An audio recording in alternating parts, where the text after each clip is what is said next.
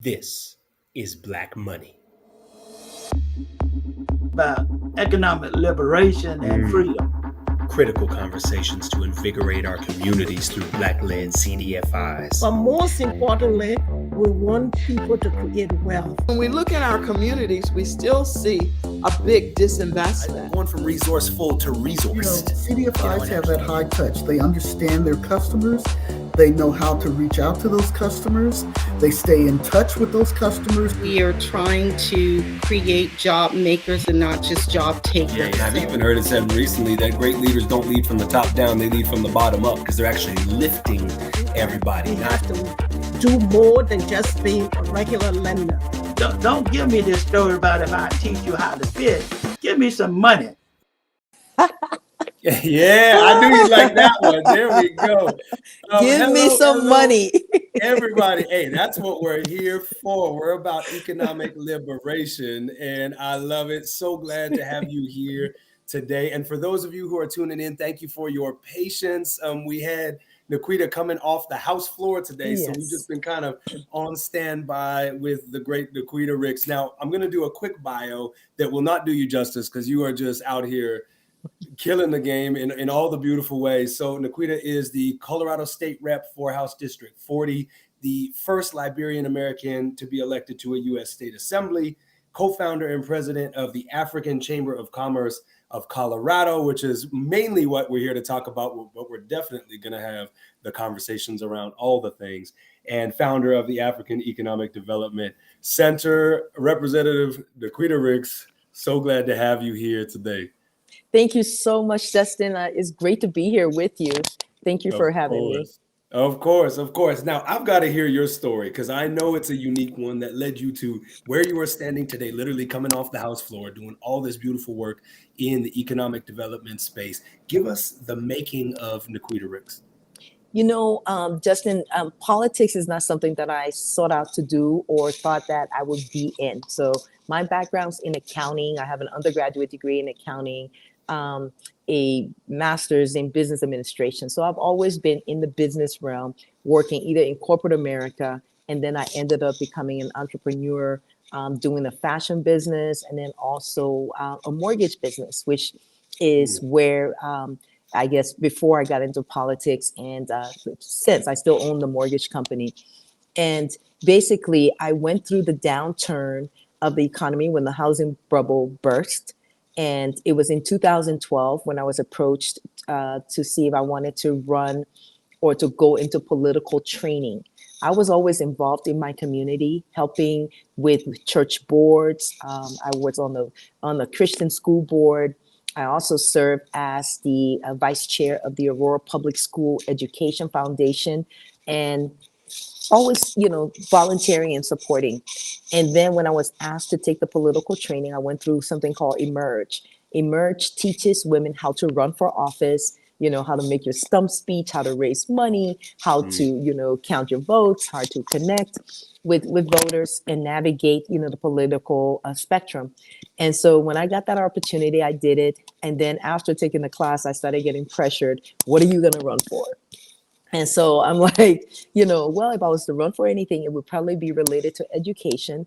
Education is something as an immigrant that we, my parents stressed. It wasn't whether you were going to college. It wasn't a question. You were going to college, and that was always established in my mind. I knew I was going to college. Yes. So, education is also the great equalizer. And, it helps to keep you upwardly mobile. You're able to present yourself. You're able to, think and analyze. And so I said I would run for something in education. I ran for the Board of Regents in 2014, which Colorado is one of 4 states that elects their boards, their school, the college board, university board. And I came in, I did not win that race. I got over 100,000 votes. It was a big race for a political novice like myself, who, and because it's a congressional district, which is like 3 counties wide, basically, it kind of runs with the congressional district 6. And so did not win. In 2017, I came back out. I ran for city council for Aurora. Aurora is like the 3rd largest city in Colorado. And I came in 3rd. So at that point, people were like, Naquetta, you are a great person. You're smart. or maybe, politics is not your thing. So, you might want to think about that. Maybe just work in policy. Then after we had a change in leadership after Barack Obama, and there was a lot of negative rhetoric coming out of, the Capitol around immigrants, that immigrants were Africans specifically were from S-hole countries. We had people talking about Latinos who were all criminals and gang members. And I got really angry. I was like, that's not true at all. Immigrants contribute so much to the fabric and to this society, where everything from maids to doctors to everything else in between. And, so to be diminished and put down really, made me so aggravated. And so in my House district, there was an open seat, and there was another candidate that had already declared to run for office. He had like a whole year advance on declaring. And December 2019, I decided that I would run. I was in like a government job at the time. So I had to have a whole bunch of other things happen in order for me to leave the job and finally declare that I would run for office. Anyways, that happened, and I declared. When I started to run, within 3 months, March of 2020, COVID struck. Wow. So I was able to raise about $12,000 for my race. And the other candidate who has been out there the whole time had all the endorsements locked down. And there was a lot of what we call independent expenditures and dark money that came in for him. Right. So we had in Colorado, we have what they call mail-in ballots. And so we had a primary between me and him. We're both from the Democratic Party. And so when the ballots dropped, we had 3 weeks to bring them in.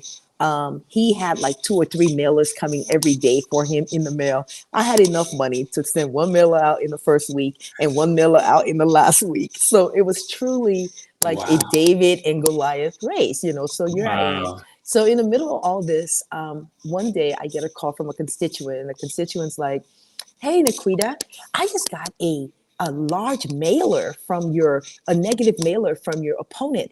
Is what he's saying true about you?" And I was like, oh my God. So I run to my mailbox, and I'm like looking just and like, oh my God. So there's this like 11 by 17 piece of paper, large, and it's on there saying, "Oh, here comes the perennial politician, Naquetta Ricks, she's running again." And also they're like, "Does she even live in her district?" So questioning my integrity and all of these things. They did not put my picture on it. But when I got it, I panicked. I'm like, oh my God, I don't have any money to, counteract this. So I called my consultant from Emerge, and I said, "Hey, I just got a negative mailer that they took out." She says, "Don't let them throw you off your game. Stay focused and just go." So I just jumped on Facebook with the mailer, and I'm like, "By now you've seen this negative mailer that my opponent has taken out on me, and I am the hometown girl. I'm fighting for our values," and I kept fighting back that way. And so by the last weekend, I ended up sending 17,000 text messages to voters asking them to vote for me. I turned around that Sunday, I sent out a bunch of voicemail drops saying, "Hey, this is Naquetta Ricks. Have you turned in your ballot yet? Please turn it in." So I really just got the fighting spirit, because bottom line is, I may not have money, but you can't outwork me. So I got out there and I worked hard, and I got it out. And in the end, I ultimately won by 400 votes, Justin. And it was it was a very close margin.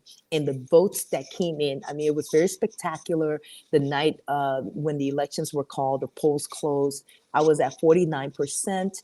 My opponent was at 51. I went to meet my party. We, had a good time celebrating and everything. By the end of the night, it had come down to about 50-50, and there were still like about 100 votes between us. The next day, nothing happened. By 12 noon, they finally updated the polls. I was like 70 votes ahead of my opponent at that time, but it was still very close. Yes. By 2:00 that day, I was finally going to get lunch, because it's like I was like couldn't do anything. I was just like, wow. Yeah. And so then my consultant calls and said, "Hey, guess what? They just updated the polls, and you have 220 votes now." And I was like, oh my God. Because at that point, I finally realized, man, you can win this thing. I started crying. I was laughing. I didn't know what to do. It was just too many emotions. Sure. Yes. And then by 4 o'clock, they updated again and we kept going up. But ultimately, yeah, I won that race. And then I faced an opponent in November. But I say all of that to say that I've been serving now for 4 years within the Colorado State House. I've been able to carry some bills that people probably would not have carried. I bring the voices of marginalized and underserved communities from Colorado and then of everyone. I champion things for small business, immigration, education, healthcare, mental health, all of those different things that are very, very necessary for living in Colorado and making it a really great place for everyone to live. I love it. And I love that you started with, I didn't plan or want to be in politics first, because I think all of the best politicians that I've met started that way. They're like, you know what, I could do something about this and I should, right? Rather than like, I want to, have the power, or I'm after, these types of things. And I see that in you and glad that you have that position. Now talk about this emerging CDFI, the African Chamber of Commerce of Colorado, and the origin of that. Where did that come from? So the African Chamber of Commerce was started about 10 years ago. In 2014, there was an African mall that was open. It was called the Afrique Mall, and it was owned by African immigrants. It was the first of its kind. We were so excited because we've had other nationalities have their malls and stuff, but this was like, wow. But the problem was there were some shortcuts that were taken by the mall owners. They did not get proper permitting to do the construction. They kind of, got their friends to do the construction. It delayed a lot of the opening of the mall. So where everybody was so excited, they had all these stores that wanted to be located there. Eventually, those stores had to find other places to move because it was taking way too long. And every time the city would come, they would find something else and stop them from, opening. In the meantime, when we looked around the spectrum, we saw that there was no one to advocate for these small businesses. Everyone had a chamber, the Indian Chamber, the Colorado Chamber, the Denver Metro Chamber, but, there was nothing for African immigrants. So me and a few people decided that we would found what we call now the African Chamber of Commerce. After that mall closed, we were doing some advocacy, but we had no funding because, it was hard to really get money from membership and, it was still kind of fledgling. In 2019, we got our big break when the 2020 census was coming. We found out that the immigrant communities were called hard to count communities. And so we were able to get a grant from the state of Colorado to support the 2020 census count. We partnered off with several community organizations to help to enlighten and inform people why census was important, why did they need to participate, and we were able to get them to participate and understand that it made a difference for the next 10 years, what money and funding will come into your community. Right after that, COVID struck, and we were able to support small businesses with PPP loans, trying to get them ready for EIDL loans, and just being a voice for the small businesses who didn't know how to navigate the systems, didn't know where to go get help. They may not have been banked, with anybody, right? So they didn't have a banker calling and saying, hey, Mr. Businessman, come down and get this money, it's here. And so we then saw that there was a huge need. We also started doing weekly town halls during COVID, and we became that trusted voice and the place that people tuned in to get support, to make sense of this pandemic that had never happened. It was so unprecedented, right? And so we hosted the mayor, we hosted the governor. He even came on our platform to, engage the community and stuff like that. And so by building these coalitions and partnerships, we've established ourselves as the trusted voice. And because of COVID, we also learned that the recovery for small businesses has not been the same as other people. 40% of Black businesses failed. And, and these small businesses, mom and pops, some of the iconic businesses here in Colorado have gone out of business, unfortunately, even though at the state level, we are conscious and we're constantly looking out for these small businesses. they still have not had enough working capital to sustain themselves. So they've gone out of business, and it hurts because it's like, oh my God, what happened to, coffee on the point, is gone. And it's like, what can we do? So I was very impressed. And I will say that we have a mentor, the African Development Center of Minnesota, Nasubu. And so, Yeah, yeah, so I he love started the Cebu. yeah, I love Nasibu, and he's our mentor. And, we started telling him about the issues we were facing here. And it's like, he's been like, well, you guys need to become a CDFI, because what I liked about coming to, I attended my first event with you guys last year, the African Alliance of CDFIs, and actually sitting there and engaging the CDFI representatives and people who have been in business, 10, 20, 30 years, it's possible to underwrite and help Black businesses succeed and Black people succeed. And I was like, Yes. well, that makes sense, because it's like everybody says that it can be done, oh my God, then you're going to have a larger loss rate and all these things. But that's not true. These CDFIs are surviving, they're thriving, and they're making huge impacts in the community.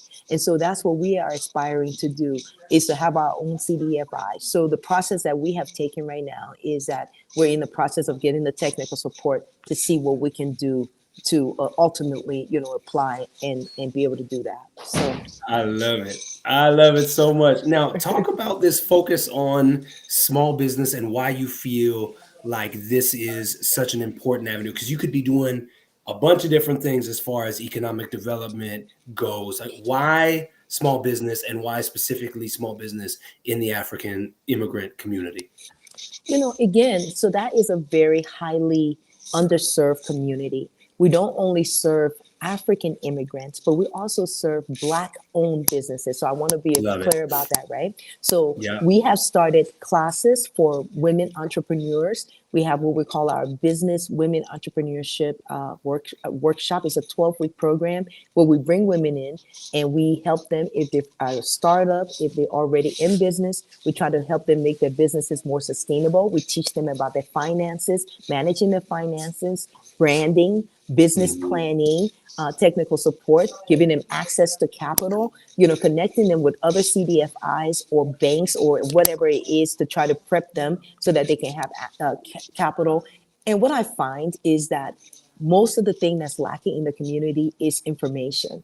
People don't know what's available to them. They're the resources that are available. We did a financial small business workshop last August, and the question was, how many people have a bank loan? I mean, only one person out of the 60 people in that room had a bank loan. And, we had the SBA there, we had, Amazon there, we had our Office of Economic Development and International Trade there. And it was just information. There were like deer in headlights, like, oh, wow, we didn't even know. So being that resource place and a place where people can get the support that they need so that they are, being able to make their businesses thrive and support them so they can grow is important. We also offer QuickBook classes. We offer, a youth entrepreneurship program and financial literacy program that we're doing.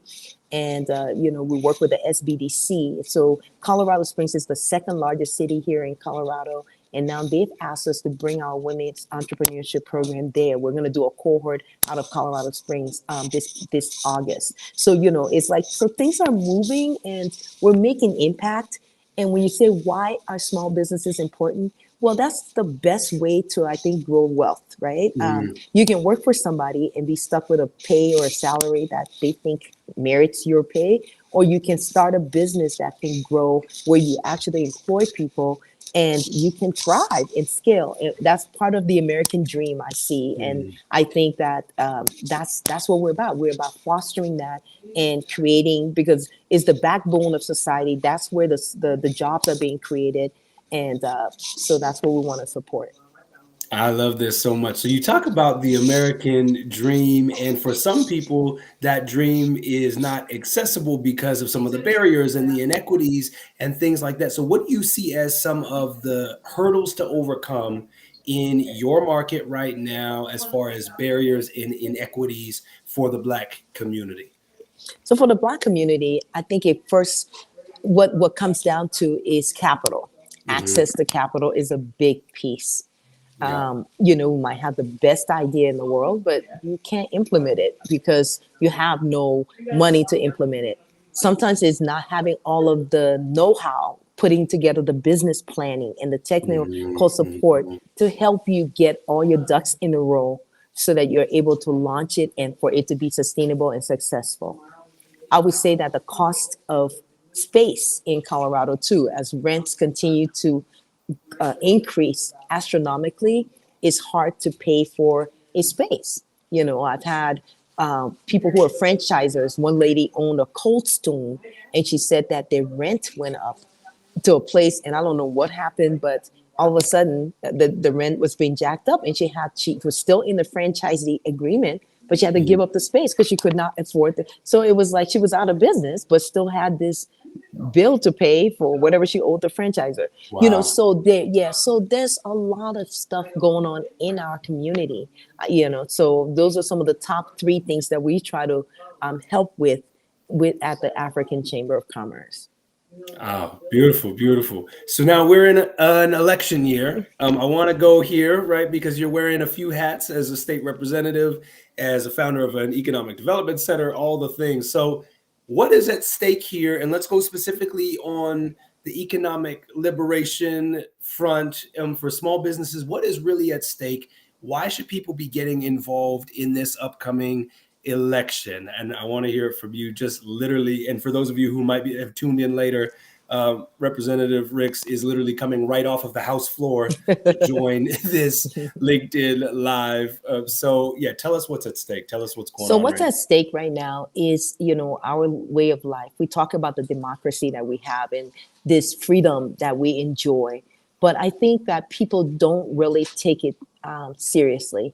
As a state representative, I see the bills that, you know, and I don't want to get into partisan, but I think we all represent and take a stance. And so the stance from the standpoint that I come from and what I support is that there are crazy bills that have been brought. I mean, you know, like what happened in Alabama when it comes to, you know, freedoms and what people enjoy. There's things that they want to do to regress us and put us into a backward state. There's bills that they're bringing where they want the police to be immigration officers and, you know, reproductive rights to be removed, or that equity, we should not focus on equity. We should also just keep the one focus of, you know, the Eurocentric focus and not involve all the people that live and that look like us. They should not have a voice in society because, oh, you're kind of putting in all these other identities and that don't matter. They want to continue to hold all the power. So as a small business owner, you need to know who's making those decisions and how it's going to impact you as the bottom line. Are you going to be able to get the support? Are you going to be able to get the tax breaks that you need in order to make your business thrive? Or are the resources going to be distributed in a manner that you're going to be able to have access? And when we talk about equity, is not equality, right? It's like one was saying, it's like, okay, if you're going to ride a bike, everybody has the same bicycle and they all drive. But maybe, you know, maybe I'm a little bit handicapped. Maybe my legs are shorter. So maybe I need a little bit extra on my bike, you know, in order to give me the same opportunity as the person who totally has everything that it takes. And so we have to come from that lens. We've learned so much from COVID that, you know, people are disproportionately impacted by, you know, where you live, the air, the water, the pollution, because of where you come from, your background, because of systemic racism and things that exist. You need to have voices that are going to be able to speak to these issues that are real for us and for our children and for, you know, where we want things to go. How do we make the system better? It's tweaks, you know, little by little by little. You keep building upon all the things that you're doing. It's not all going to be done, you know, in one time, but you got to keep chipping away with it. But you also have to be conscious that it's happening, because if you're denying that it's happening, then that's a big problem, because then we're not even starting at the same place. It's a non-starter, you know? So, yeah, so those are some of the things. So I think it's important that whatever you can do in this election, if you can knock a door, if you can give $10 a month, if you can make a phone call, if you can tell your friends to please vote, it's important to be engaged. Don't sit this out. You know, it's too important. Yeah. Right. Well, I heard a great analogy recently is, okay, imagine you're on a bus and 4 people vote that, hey, we should go get ice cream. 5 people vote that we should drive the bus off the cliff. And then there's another 3 people that don't vote because they just didn't want to get involved. But everybody dies, Yes. right? Like everyone goes off the cliff, right? And I was thinking about that like you getting involved is you having a say and helping to steer this in a right direction. And I know a lot of people are saying, well, what's the point? Or, my little vote, little contributions don't mean much. What would you say to those folks? Because that's something that I don't really know how to get over. And that's interesting. So the people who say, hey, we're just going to sit here, we ain't going to say nothing, we're not going to get involved. Politics runs your life regardless. Whether or not you participate, whether you don't participate, your taxes are determined by the politicians that are in office. The school board members determine the curriculum that your kids are going to learn. Your city council people are setting the ordinances for your city. So you can sit back and say, okay, well, whatever would be, or you can say something, because what we listen to constituents. We want your vote. You can put me out of office if I'm not doing the things that you want me to do. And so your voice and your vote does matter, regardless of what people think. I won by 400 votes. Guess what? Every one of those votes I treasured. And if those people had not turned out, they could have said, oh, it's going to be the same thing. She's not going to win. She ran 2 times before, and it doesn't matter. But they did vote. It's important that we keep coming out, whether we win in that instance or we don't win. The tide can always turn. You just don't know how things are, but things continue to evolve, and they're not static, they're dynamic. So things are constantly moving. So please, you have a voice and you have a vote. Many people die for it, and we say that a lot. We don't want to just be, trophy about it, but the truth is that many people in the world don't have this opportunity to cast a vote, and where it actually does matter. Your vote matters, your voice matters, and who governs matters. I agree. What are some of the other ways beyond voting that people can get civically engaged, right? Because I think to me, it's engagement versus disengagement. And there's kind of a spectrum in between that people forget that the vote is not the only, like the ballot is not the only way that you vote, right? Like with your time, your energy. What would you say are some of the other ways that people can get civically engaged in issues that matter to them? So with the bills that I carry, it's always wonderful to have community members come down and testify. You can, in Colorado, you can testify online. You can also come into the Capitol and testify. So having your voice, giving your experience or your opinions, you get 2 to 3 minutes to speak in a committee is huge. And just seeing people that are from different marginalized society communities come in is huge, because people pay attention to that. Also, writing. You can email or write your city council person, your school board. You can make phone calls. There's so many ways you can do that, and make your voice heard. For the bills that we're carrying, get involved. Understand what is going on. What are your lawmakers carrying? If you have something, I'm having a hard time hearing you with the mic. Okay. I'm sorry. No problem.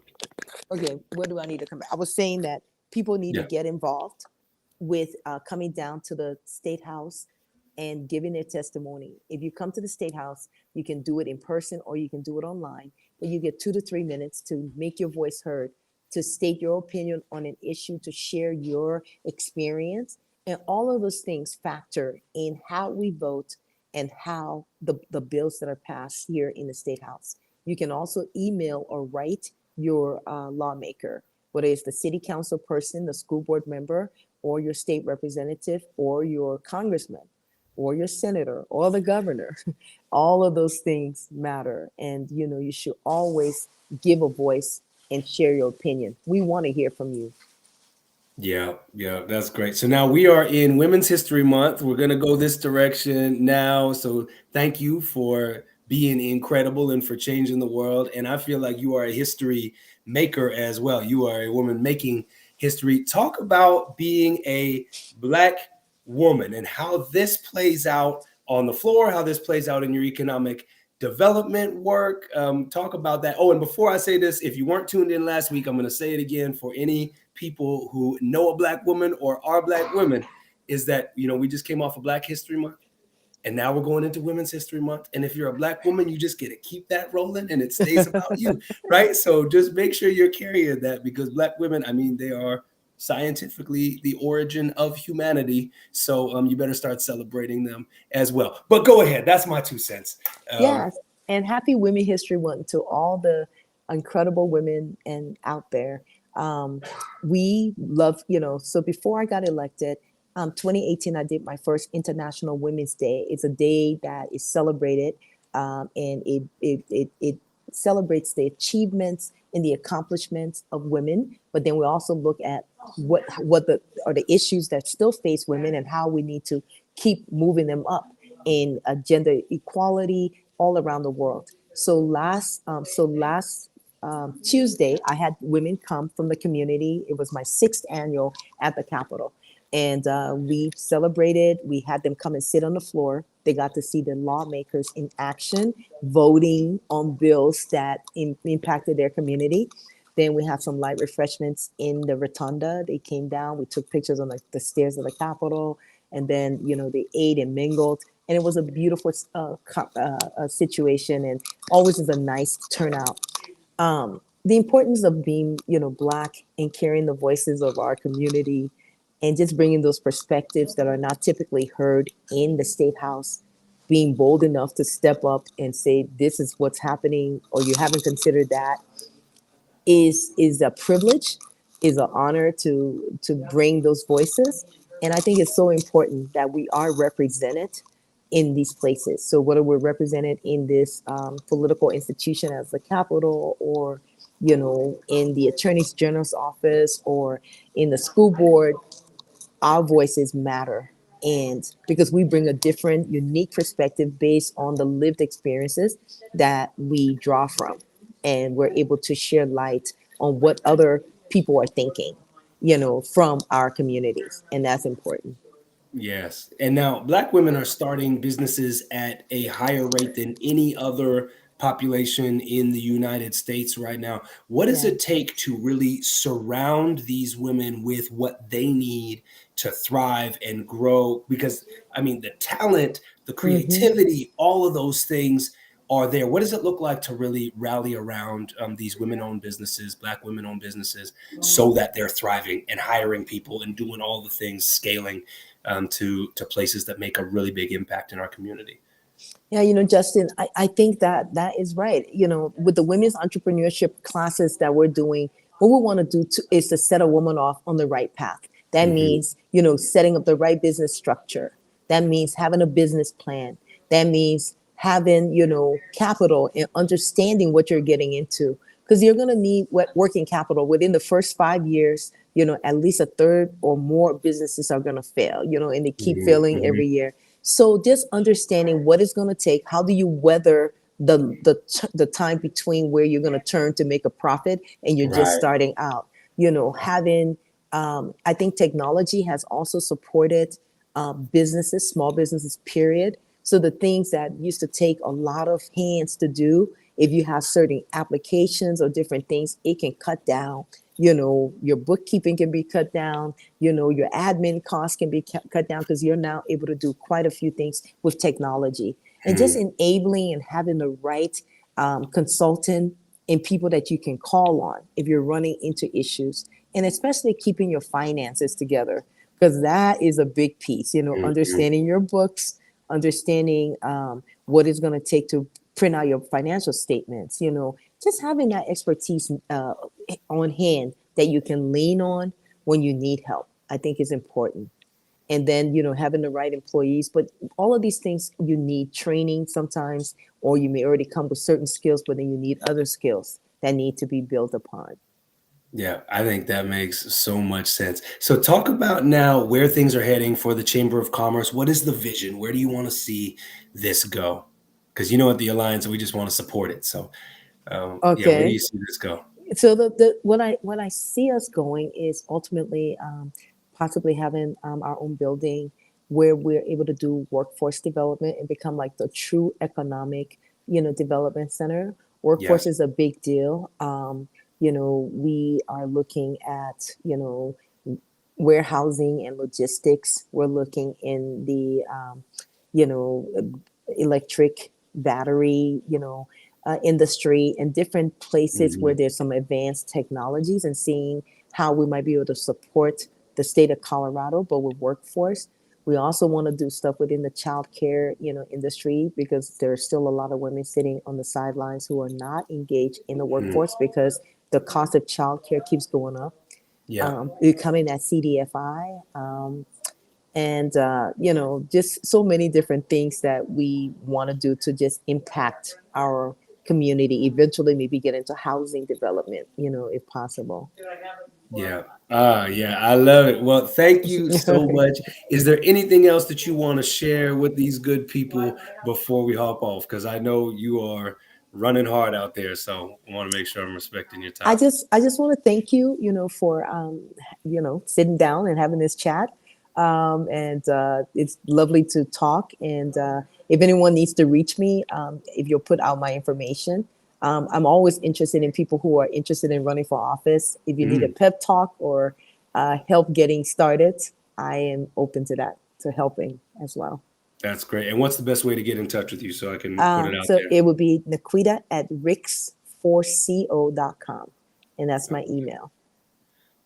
All right. Well, we'll make sure that we send that in the chat. Naquetta, thank you. Thanks for hopping off the floor to be with us today. And to everybody who tuned in off of LinkedIn, this is why we do it. We love having you here with us today. I want to give a shout out to Watching Harris Bruce. I'm seeing you in the chat, CEO of Baltimore Community Lending, also a board member of the Alliance. Good to see you here. And Kareem Canston, good to have you in the digital building. Whoever else is here, pop your name in the chat so that we can connect, because what I'm loving to see, and week over week we're seeing this, is people make new connections because of somebody that they found in the LinkedIn conversation on LinkedIn Live. And that, again, is why we do it live instead of just putting this interview out there somewhere for the world. So thank you.